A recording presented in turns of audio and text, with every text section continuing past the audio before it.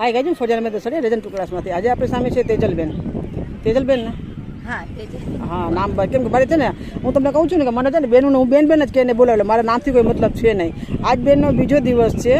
બેનની ઉંમર 45 છે. બેન બહુ સરસ કરે છે અને બેન થોડાક બહુ બીકણા હતા. તો આપણે બેનને પૂછીએ કે બેન શું હવે તમને બીક લાગે છે ને અમારી ક્લાસમાંથી તમને કેવા અનુભવ થયા અને તમારી એજના કોઈ બી બેનો આવશે તો શું અમારી ક્લાસમાંથી કમ્પ્લીટ થઈને જશે તેના રિવ્યૂ આપો. હા કારણ કે હું બહુ જ ડરતી હતી. મેં સાયકલ નથી શીખેલી મને ડર પણ એટલો હતો. પણ આજે મારો બીજો દિવસ છે તો આજે મને બહુ સરસ મજા આવી અને મારી સરસ આમ પકડ પણ આવી ગઈ. બેનનો સ્વભાવ પણ બહુ સારો છે. સરસ રીતે શીખવાડે છે આપણને અને આ ઉંમરે શીખવું એ બહુ જરૂરી છે આપણા માટે, બધા લેડીઝ માટે. એનું કારણ તમને કહું કે આ ઉંમરના બચ્ચા પછી જે તમારી એજના બચ્ચા છે ને 20-21 હોય એટલે એ લોકો બધા બહાર જવાના છે બેન. એટલે તમે ઘરે બેસીને બોર થાવ એના કરતાં ગાડી શીખીને તમે કોઈ મંદિરે કે સત્સંગમાં તમે જઈ શકો ખરા. તમારે પોતાનું કરી શકો એમ કરી શકીએ.